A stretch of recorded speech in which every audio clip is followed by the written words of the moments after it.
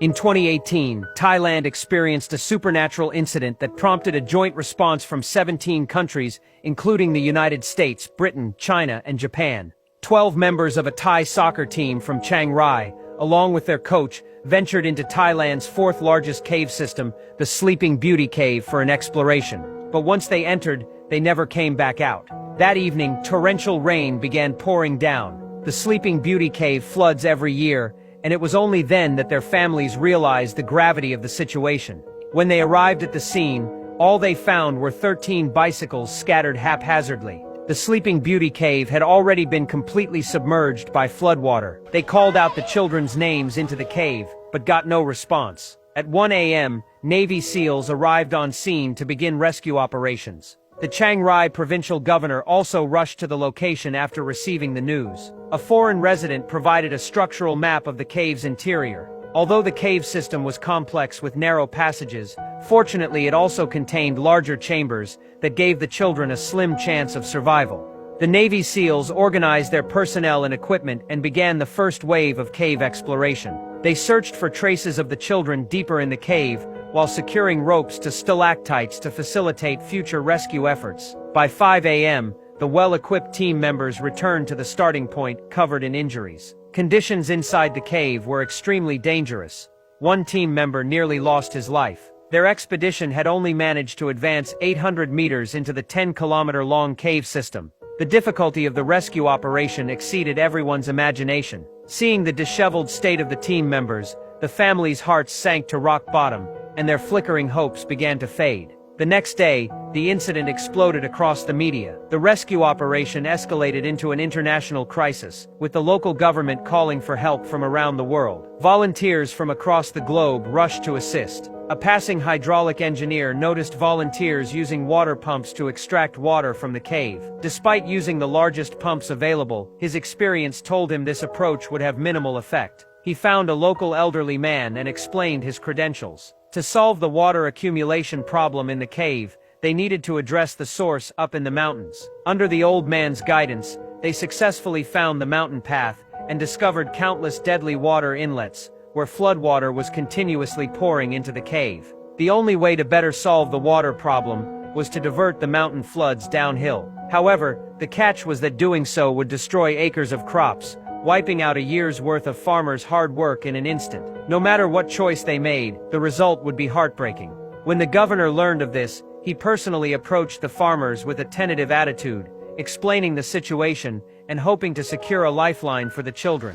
มดกันกะจะอี้ได้แล้วมันจะช่วยละออนได้ก็เจ้าจริงๆแล้วผมรับประกันอะไรไม่ได้ครับ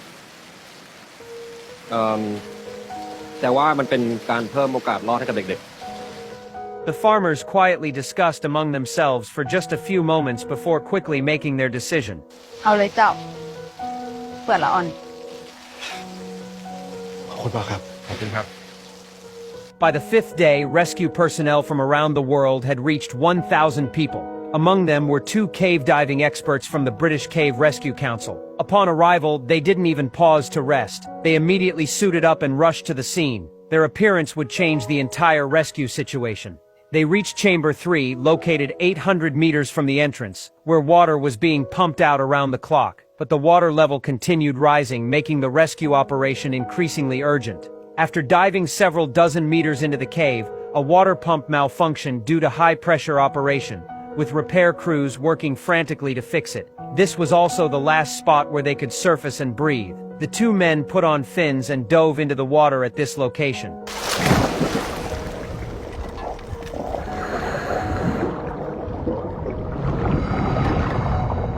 The accumulated water in the cave was extremely murky with almost zero visibility. The underwater dangers far exceeded their imagination. Sharp stalactites were everywhere, threatening to cut them at any moment with serious risk of infection. The terrain was extremely narrow. If they got stuck in a rock crevice, they could pay with their lives. The 2 men struggled forward along the guide rope, each meter forward requiring tremendous physical effort. After nearly 4 hours, they finally reached the T-shaped intersection 1.6 kilometers from the entrance.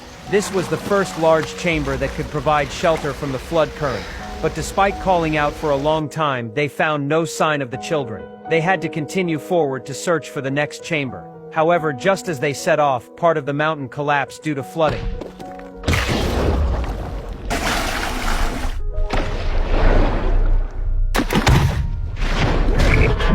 Violent floodwater came gushing out. Debris and powerful currents instantly trapped them in a desperate situation. Fortunately, both men were experienced and successfully navigated this crisis. But they understood that the path ahead would be even more dangerous, and they couldn't proceed recklessly. Exhausted, they immediately chose to return by the same route. The speed of the rising water was alarming.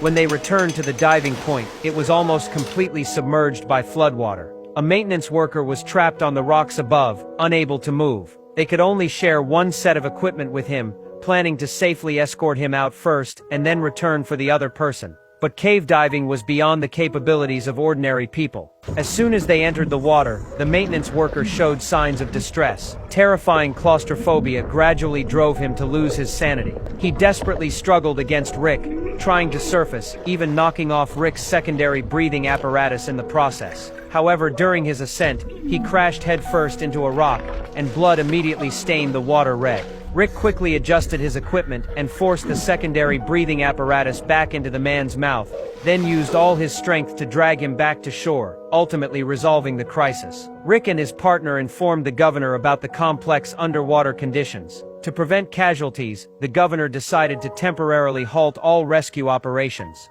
Dramatize, please, do not go in the cave again without my permission. Up to this point, the rescue team still had no word about the trapped individuals. Family members began to consider giving up, only asking the government to bring their children's bodies back intact. The committee held an emergency meeting to discuss the cave conditions in depth, when to enter the cave and who should go. Everyone felt they should wait for the heavy rains to stop and pump out the cave water before making plans. But Rick and John had different opinions. Every minute of delay brought the children one step closer to death's door. As seasoned cave experts with 30 years of cave rescue experience, only they were qualified for this mission. They requested to begin rescue operations immediately. But the governor still decided to wait until the heavy rains subsided. The responsibility would be unbearable if foreign volunteers died during the rescue operation. On the 8th day, the diversion work made new progress. The first batch of pipelines was completed, and floodwater began being diverted downhill. The powerful current, like a massive army of ants, gradually consumed the farmers' year of hard work bit by bit. However, on the 9th day, something happened that no one could explain. A mystical event. Legend has it that 300 years ago, there was a beautiful princess in the royal palace of Jingdong who fell in love with a young horsekeeper. Due to their vastly different social status, their love faced strong opposition from the king. So the lovers eloped to Chiang Rai, Thailand, settling in a mountain cave. When the king learned of this, he flew into a rage and sent 13 assassins to pursue them. Unfortunately, the young man was discovered by the assassins while out foraging and died suddenly. Upon learning of her lover's death, the princess was overcome with grief. She then removed her hairpin and took her own life. After death, her blood became rivers and her body became mountains. The cave where they lived was the mysterious Sleeping Beauty Cave. In this incident, the 13 trapped individuals were believed to be the reincarnation of those 13 assassins. Even more mysteriously, many Thai people had the same strange dream. They dreamed of the princess who had died 300 years ago. The princess made a request: if they could find a high monk named Kruba Bunsham to come see her, she would forgive and release the 13 trapped boys. In the dream, the princess said that Kruba Bunsham was the reincarnation of the young horsekeeper. But people had never heard of anyone named Kruba Bunsham. A restaurant owner decided to try her luck and posted on Facebook searching for Kruba Bunsham. Soon, many Thai people commented that they had had the same dream. As the post went viral, people actually found this monk named Kruba Bunsham, and he had already come to Thailand. Even more remarkably, he had originally been preaching in Myanmar, but just a few days earlier, he too had this dream, and then set out for Thailand. When people found him, he had already reached the Thai border following the dream's guidance, and was about to arrive at the incident site in Chiang Rai. The next day, Kruba Bunsham arrived in Chiang Rai. After performing rituals outside the cave, he entered alone. He didn't emerge from the cave until 2 hours later. No one knew what happened inside. Upon coming out, he told everyone that the divers were getting closer to the boys, that the children were all safe, and that they would be able to see them in a day or two. He then performed a blessing ceremony for the princess outside the cave before driving away. After he left, the torrential rain in Chiang Rai immediately gave way to clear skies. On the 10th day, rescue operations could resume. Rick and John were once again tasked with descending into the cave. After 4 hours, they reached the T-shaped intersection.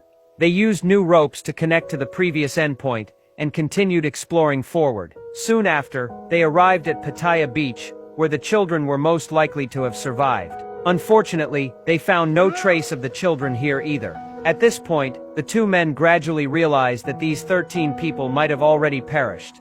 Right. I'll keep left. Feel out for bodies. The two split up to search, hoping to quickly find the bodies of the deceased. After more than 2 hours, they reached Chamber 9, located 2.5 kilometers from the entrance. But as soon as they surfaced, a heavy smell filled their nostrils. Suddenly, flashlight beams lit up in the distance, and several thin, gaunt figures slowly moved toward them. However, when they clearly saw these figures, the scene before them left them utterly shocked. All 12 children and their coach were completely unharmed. For men with 30 years of rescue experience, this was simply an unimaginable miracle. Aside from dehydration caused by malnutrition, everyone was remarkably healthy. It turned out that during their ordeal, the coach had continuously taught the children to conserve energy and used meditation to ease their inner fears. They rationed the snacks they had brought into the cave to just 1 bite per day, and avoided drinking muddy rainwater, instead seeking out springs and clean mountain water. This was how they had managed to survive until now. John suppressed his excitement and recorded everything with his camera. They had to immediately return to the entrance to bring this uplifting news to the rescue operation team. After 6 hours, they returned to the cave entrance. However, their journey back had given them time to think and gradually calm down. They warned the staff not to announce that the children were alive just yet. But at that moment, excitement had already made them lose their rationality.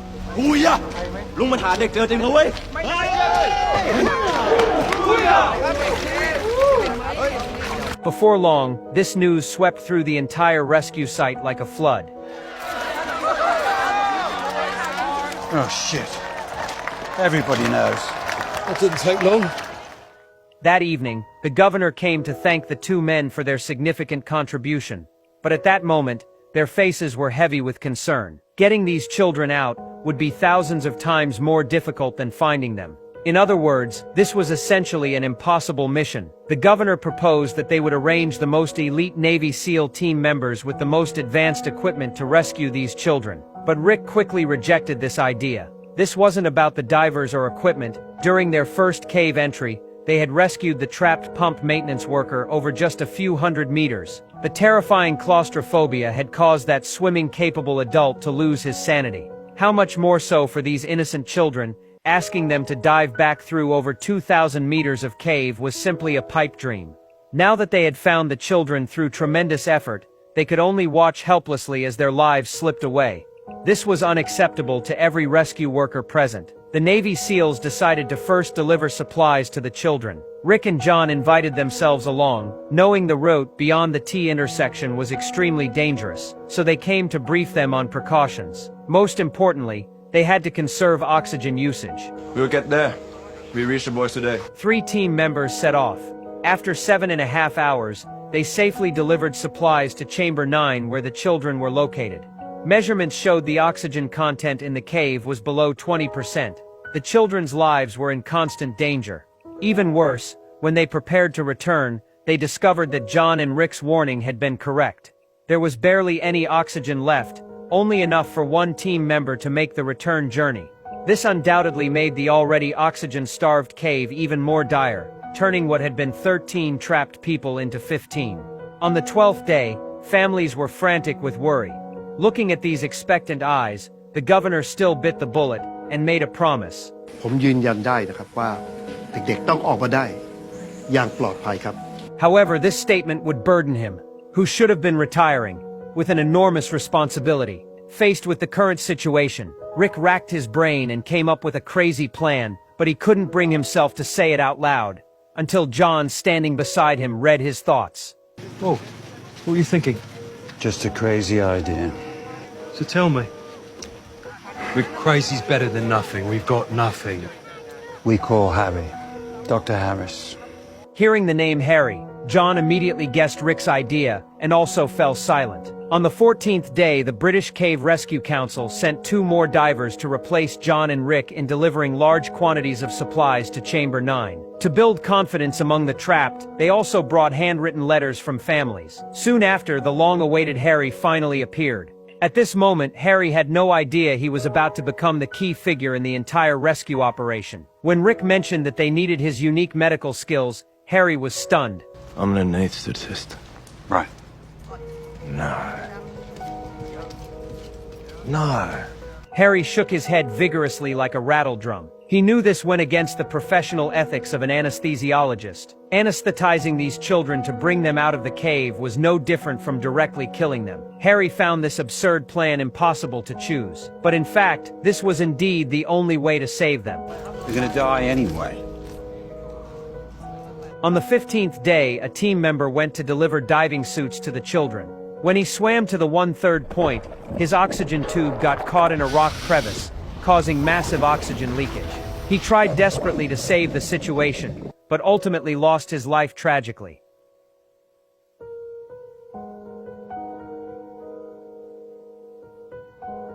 However, this incident put Harry in a difficult position.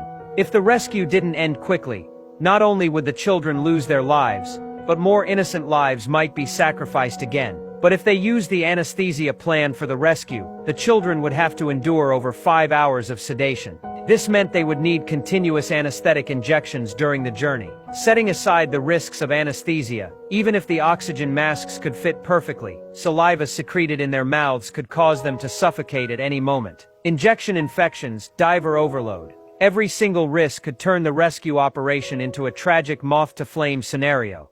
Even with tremendous luck, they might only save 2 or 3 people at most.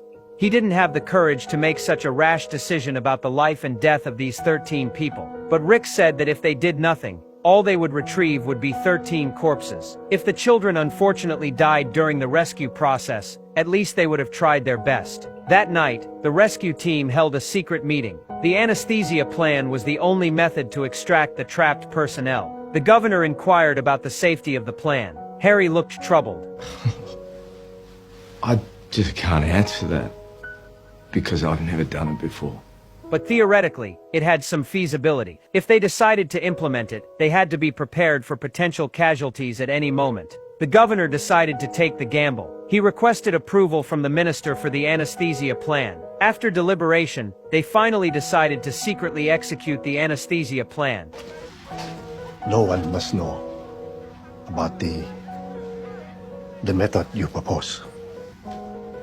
Not even the parents. Do your best. And if we fail, the failure is mine alone. On the 16th day, the rescue operation began. He took out a handful of syringes and distributed them to every diver present. Each person repeatedly inserted and withdrew needles from mineral water bottles. The purpose was to master the injection force and prevent needle malfunctions. Well done, Charles. Let's try again.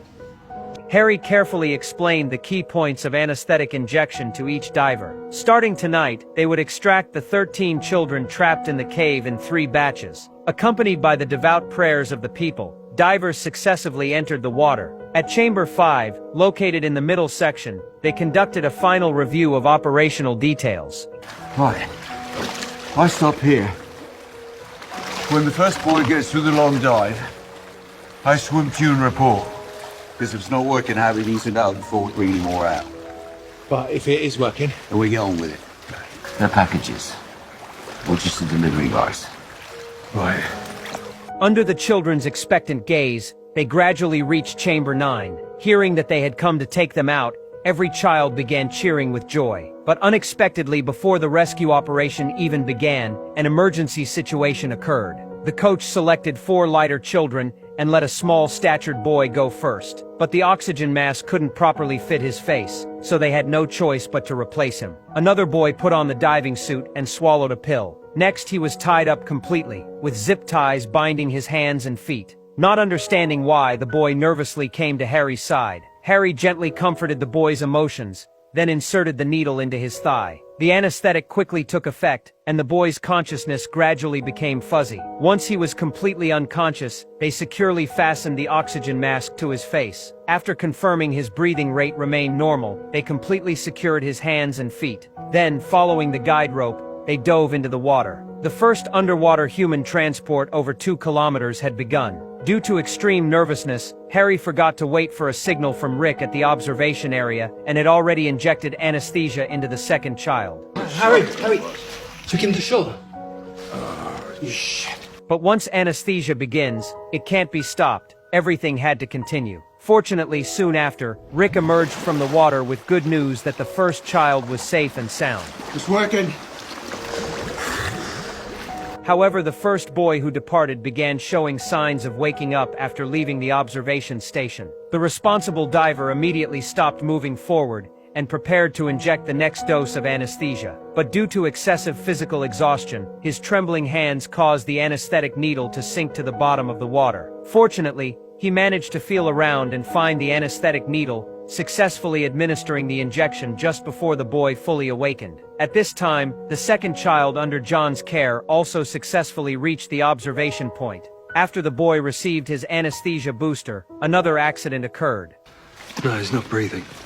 John quickly turned him over. The boy's breathing returned to normal again. Again? John discovered that the boy would stop breathing every time he entered the water, but would resume normal breathing when returned to the surface. After several repeated experiments, the boy's condition gradually stabilized. Breathe. John felt like he had just ridden a vertical roller coaster and nearly became the first failed case. Meanwhile, the first child was successfully brought out of the cave after 7.5 hours, with all vital signs normal. After 16 days, escorted by medical personnel, he finally basked in sunlight once again. To stabilize the family's emotions, he was secretly loaded into an ambulance and then transferred to a helicopter. Under thousands of watchful eyes, he was sent to the hospital for treatment. By late night, the entire first batch of boys had been successfully rescued. Harry, bearing heavy responsibility, hesitated to come ashore. Only when doctors told him all 4 were safe and sound did his anxious heart finally settle. They had not only set a precedent in rescue history, but had created a miracle. Harry's mixed emotions of joy and worry were beyond words. Seeing helicopters constantly flying back and forth overhead gave people a growing sense of hope's dawn. But Rick and John's faces showed no trace of smiles. They understood that having successfully rescued 4 alive had made them heroes. But if they next brought out even one dead body, their reputation would certainly flip to the opposite extreme, and they might even bear eternal infamy. On the 17th day, the mountain flood diversion never stopped for a moment. Due to the enormous volume of flowing water, the number of pipes was becoming insufficient. An experienced elderly man simply asked one question. Then he stood up and cut down bamboo, splitting it in half through the middle. With the old man's help, the diversion project was finally completed.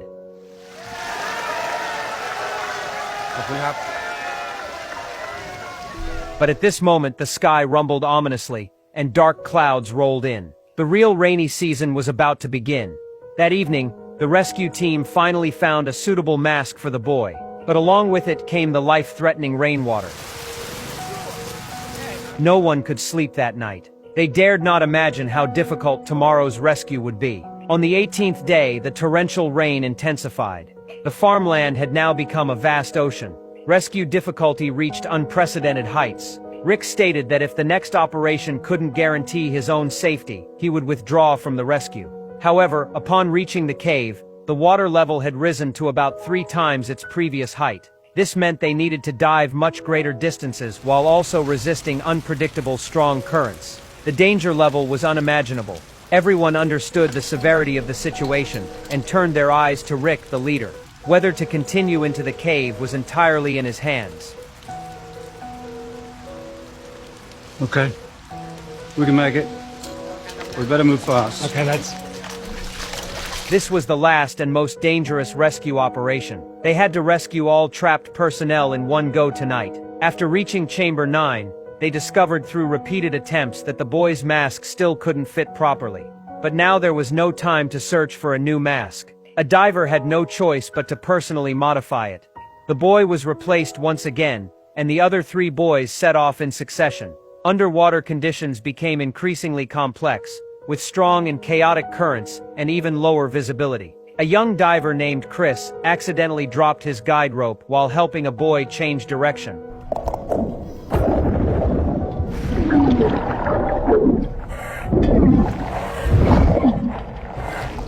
The powerful flood current swept him further and further away until he lost his bearings. He could only try to touch the cave bottom, find suitable footholds, and prevent himself and the boy from being swept further by the flood. Fortunately, he touched an electrical wire and followed it to chamber 4. Luckily, the boy's condition remained normal, but the anesthetic timing interval had been completely disrupted. To ensure the boy's safety, Chris could only wait in place for rescue. Meanwhile, the boy's mask was finally modified successfully. He eagerly put on the diving suit and swallowed the pill. After the anesthetic injection was completed, he finally set off. Rick, who had departed second, discovered Chris waiting in chamber 4. Chris! He comforted Chris's emotions and told him to stay put and protect the boy, waiting for Harry to confirm whether the boy was safe before following Harry's arrangements. Meanwhile, all other personnel successively dove into the water. At this point, chamber 9 was completely evacuated. Soon after, Chris finally waited for Harry. Although his emotions were nearly at the breaking point, he still remained guarding the boy's side. Upon examination, the boy's body was fine, but the perceptive Harry could see Chris's fear and guilt. You want me to maybe take over from here? No. I should do it. It's for you, Ben. Well, I mean, Rick said, he said to just do what you said, so... Well, I reckon you've done the hardest part. Why don't I do the last bit? And that way I could say that I was the rescuer too. I mean, Rick just said to do what's best for the boy, so... I really think that that's what's best. Yeah? Yeah, okay. Harry used the art of language to dissolve Chris's inner guilt and made the optimal plan. Although the remaining journey was arduous, fortunately everyone made it back safely in the end. Come on! Come on!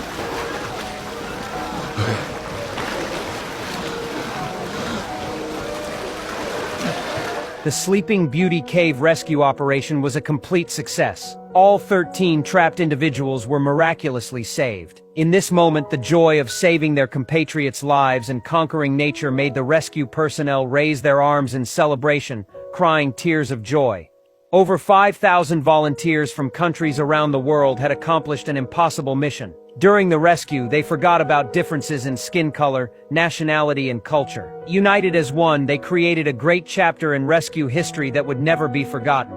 Everyone was immersed in joy except anesthesiologist Harry, who sat alone in a corner after briefly smiling. He had just received a phone call. At this moment, he and his father were separated by life and death, never to meet again.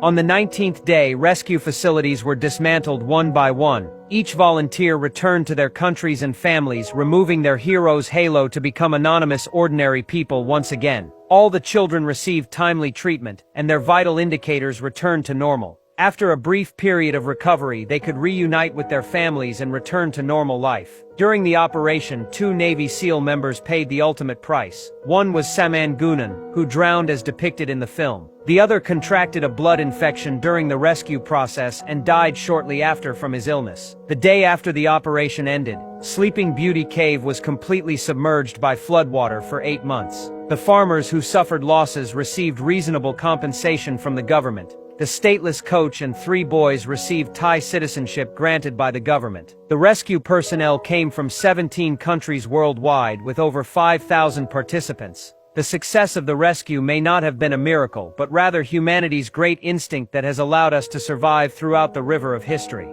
It is precisely because we possess this instinct that humanity has been able to continuously rebuild and progress through countless difficulties and disasters over 6 million years. This instinct is our reverence and cherishing of life. Perhaps we can hardly achieve the self-sacrifice shown in the film, but when we encounter people who stand up for others' lives or rights, please don't be stingy with our praise and applause. Don't let this instinct gradually disappear amid indifference and mockery.